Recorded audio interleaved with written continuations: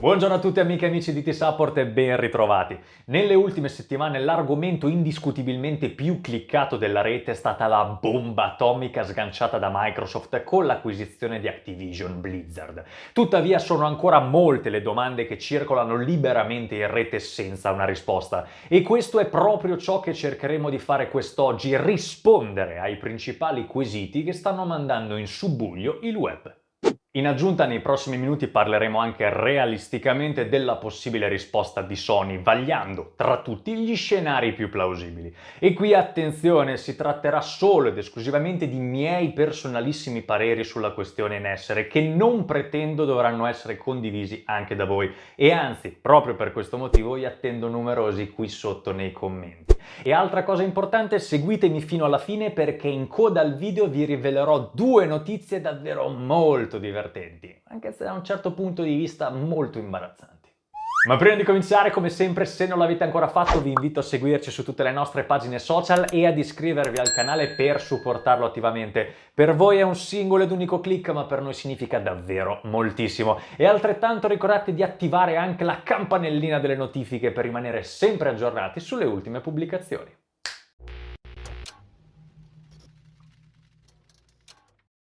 Anzitutto concedetemi un minuto per fare una doverosa precisazione relativamente al video della settimana scorsa, per il quale ho ricevuto alcuni messaggi e commenti che mi hanno fatto capire come parte del suo contenuto possa essere stato travisato da alcuni di voi.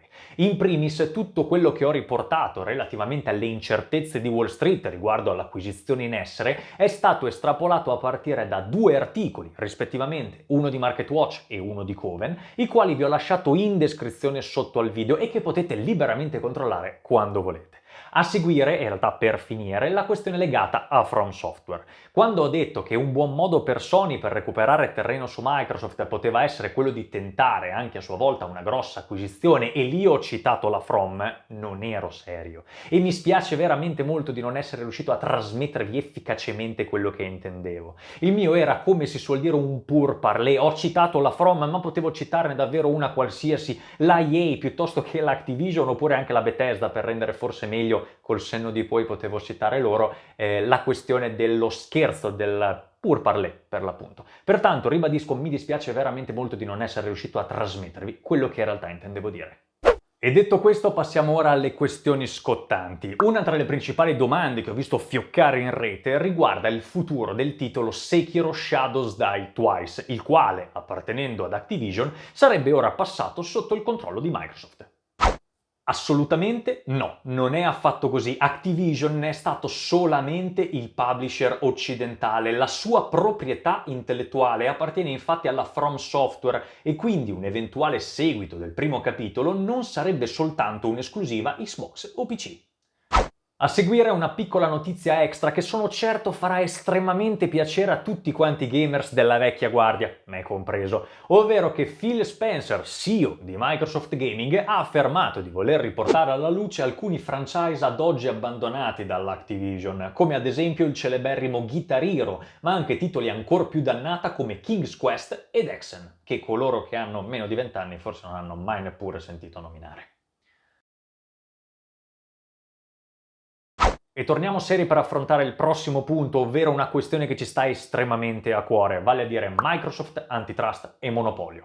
A rigor di logica, qualora la casa di Redmond avesse avuto un qualche sentore di un possibile intervento dell'antitrust nell'acquisizione di Activision Blizzard, la stessa Microsoft avrebbe mantenuto la cosa più segreta, evitando di sbandierarla ai 420 come invece ha fatto. Ciononostante la domanda è lecita, anche perché Microsoft non è nuova a questi tentativi di monopolio. In passato, infatti, lo ricordo, è stata più volte accusata e condannata proprio per questa esatta ragione.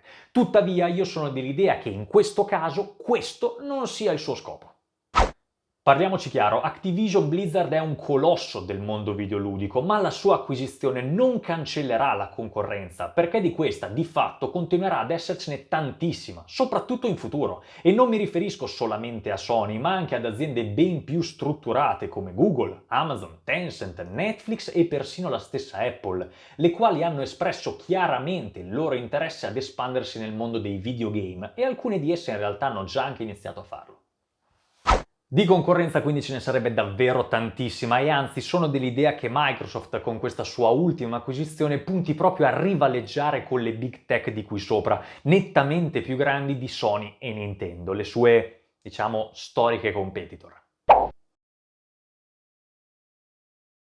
No, gli NFT e il metaverso ad oggi non interessano a Microsoft. Parole dello stesso Phil Spencer, il quale considera quest'ultimo come un ottimo investimento per tutte le aziende che vogliono lavorarci sopra, ma una realtà non ancora allettante per tutti i videogiocatori. Allo stesso modo anche i meccanismi del mondo free to play e del settore mobile non sono mai stati di particolare interesse per la casa di Redmond, ma non possiamo non considerare il fatto che una delle software house del gruppo Activision Blizzard sia niente po' di meno che la King, responsabile di una cosina di nome Candy Crush, che ha all'attivo solo sul Play Store oltre 1 miliardo di download. In aggiunta poi dobbiamo considerare anche le parole di Satya Nadella, CEO di Microsoft, il quale in un'intervista ha detto quanto segue. Allargando un pochino i nostri orizzonti, questa acquisizione renderà il nostro approccio al metaverso più forte. Il mobile incarna un'enorme fetta del gaming ed è qualcosa nella quale non siamo stati molto presenti finora, ma questa acquisizione aggiunge a Microsoft Gaming uno tra i più grandi publisher per mobile e non vediamo l'ora di imparare dall'innovativo team di King.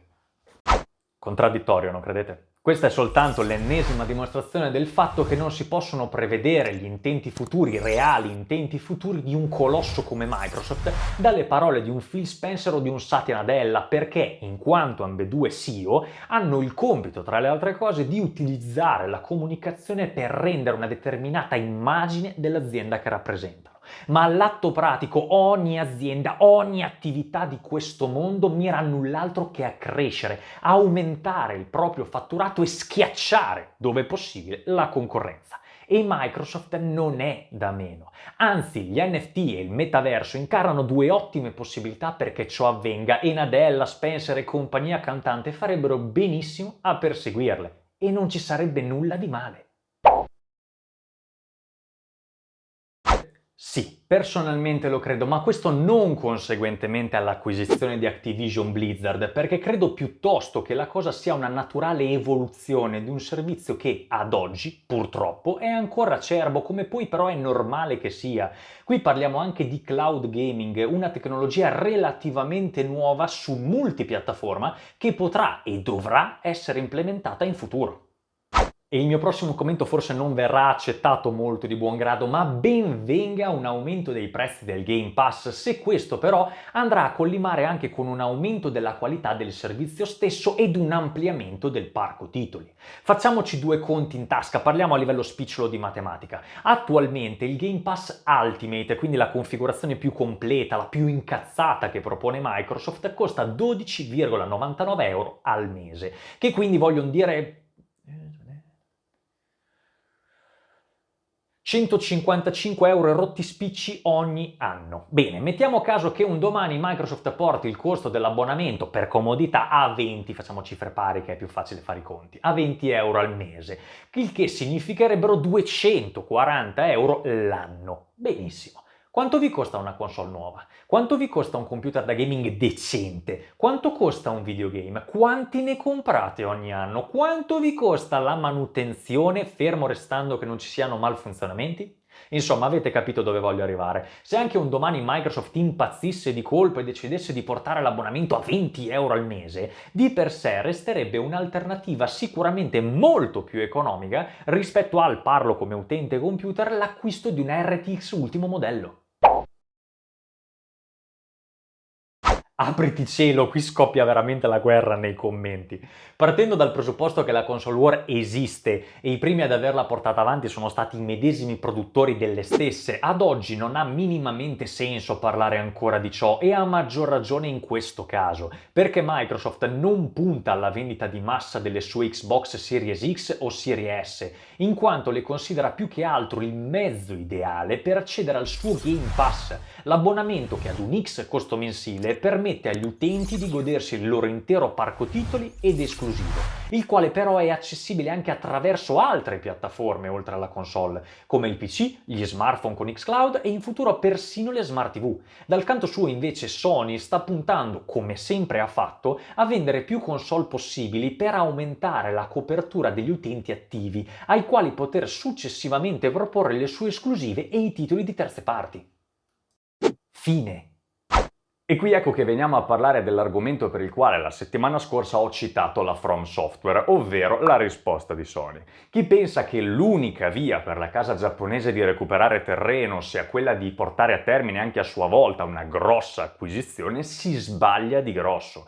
Perché sì, è un'opzione questo innegabile, ma non certo l'unica e per di più anche abbastanza improbabile. Microsoft e Sony infatti ad oggi, fatturati e capitalizzazione di mercato a parte, operano proprio in due modi completamente diversi. Pertanto, diversamente dai vari rumors che si sentono in rete, Sony non è tenuta a rispondere in alcuna maniera alla casa di Redmond, anche se probabilmente qualcosa metterà in piedi in futuro, perché può continuare sulla propria strada presentando esclusive di pregio al suo pubblico, proseguendo il lavoro con le IP che l'hanno resa famosa e imprimendo ancora di più la sua orma nel mondo del gaming, conquistando in primis l'apprezzamento dei suoi utenti, fidelizzandoli alla propria piattaforma. Per quanto potrà continuare a comportarsi così, chissà, nessuno può saperlo, ma è certo che un'ottima opzione per essa sarebbe quella di puntare a ritagliarsi la propria fetta di mercato, che in realtà già possiede, perché comunque ricordiamo che Sony ha una fanbase veramente molto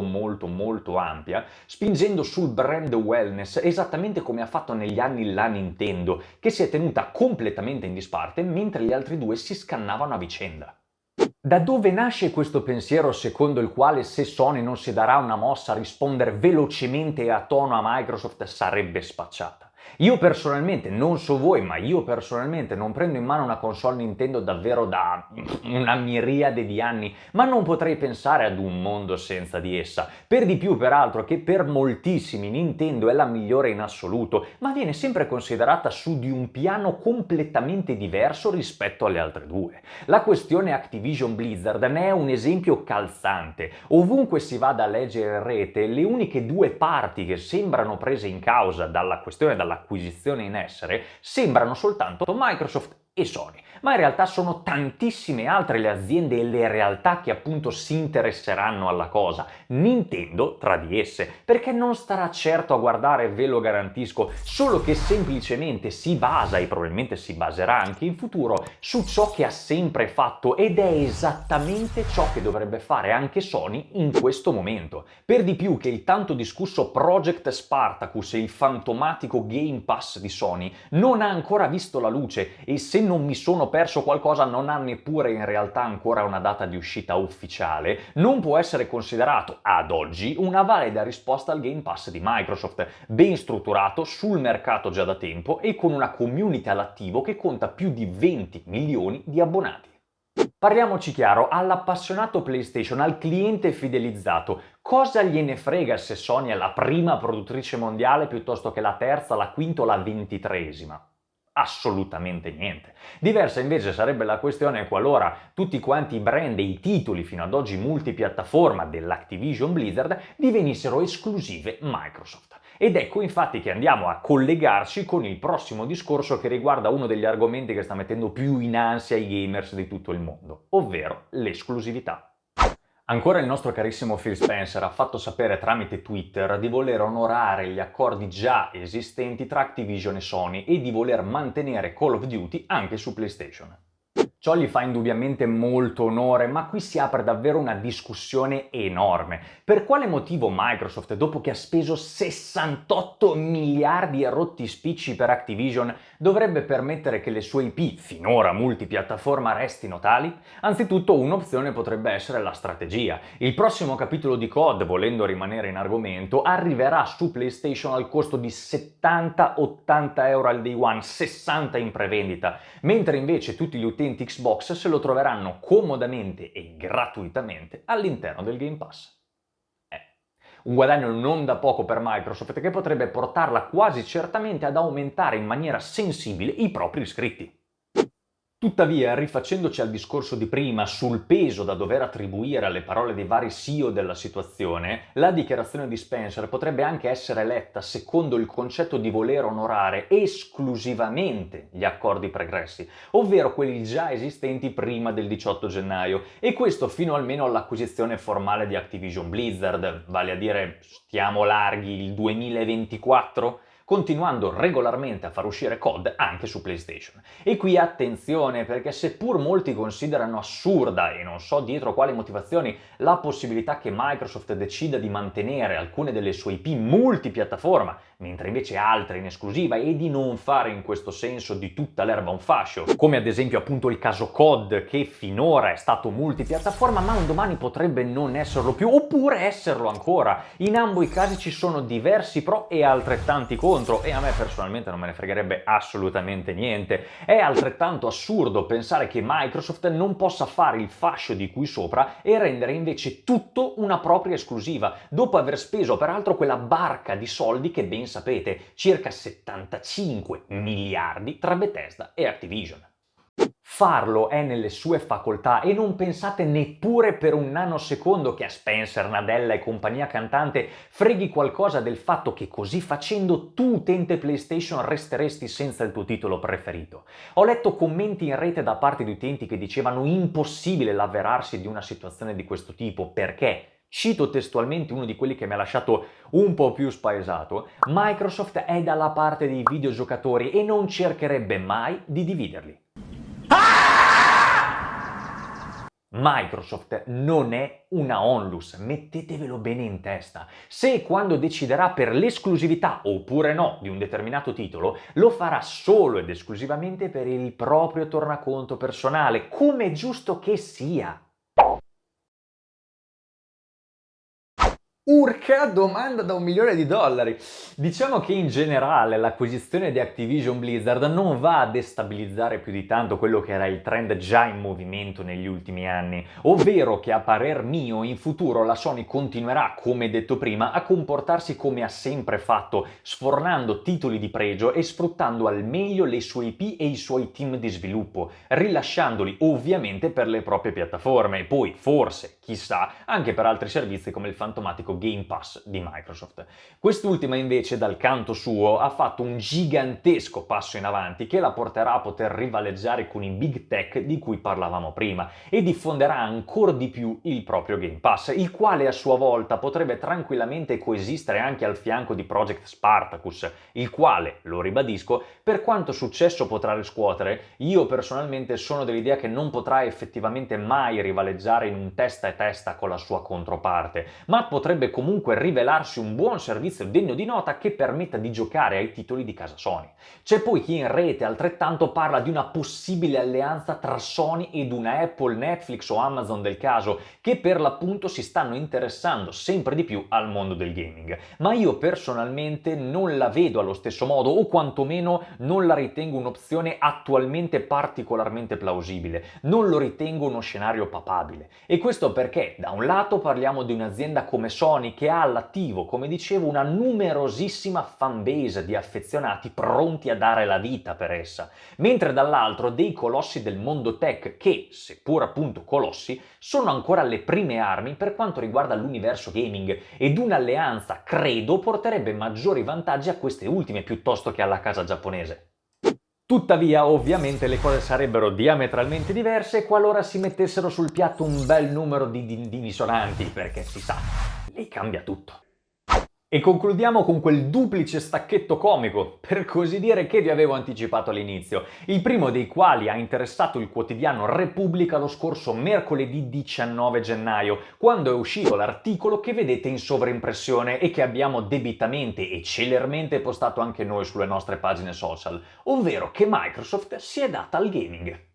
Pensa a te che io invece ero convinto che Microsoft ci fosse dentro già da anni. Guarda te che Peraltro che non c'è nemmeno una roba giusta in questo titolo, manco a cercarla con la lente di ingrandimento. Non sono 75 miliardi, ma solo, si fa per dire, 68,7. Ci hanno infilato in mezzo anche parte dell'acquisizione di Bethesda, ma tanto che cosa vuoi che sia qualche miliarduccio in più? Tutto fa brodo, spiccioli.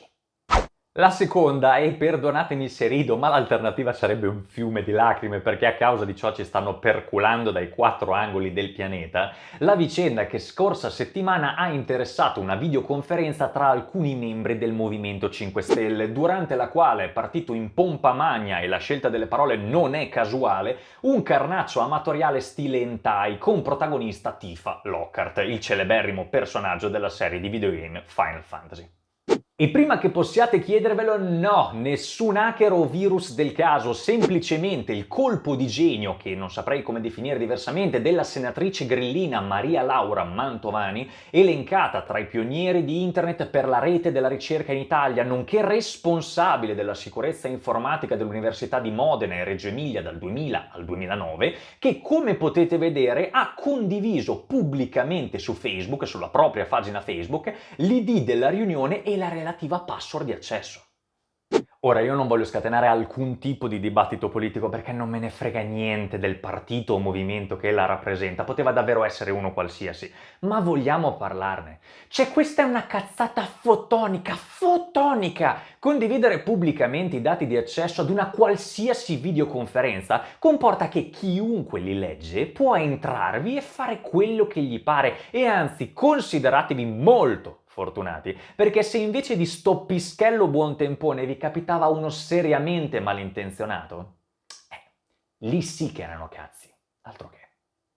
Ebbene, signore e signori, questo è quanto. Io spero di aver risposto in maniera esaustiva a tutti i quesiti di qui sopra, che questi argomenti vi abbiano interessato ed altrettanto che abbiate passato una piacevole, credo, ventina di minuti in mia compagnia. E prima di lasciarvi andare, ultima precisazione che forse risulterà anche in parte una ripetizione, ma ciò che ho detto nei minuti precedenti non va considerata come oro colato. In gran parte si tratta di mie personalissime opinioni che spero sì, potranno essere condivise da parte vostra, ma in realtà spero anche di no, perché ciò che voglio, ciò che desidero è la discussione qui sotto, la discussione sana, sia chiaro. Pertanto vi aspetto davvero numerosi, non fatevi problemi, datemi la vostra opinione, concordante o discordante che sia, e parliamone. Dopotutto YouTube è anche questo, discussione. E altrettanto, come sempre, se il video vi è piaciuto ricordatevi di spolliciarlo prima di andare via. Io sono Doc, questo è IT Support e noi ci vediamo la settimana prossima con una nuova puntata. Non cambiate canale.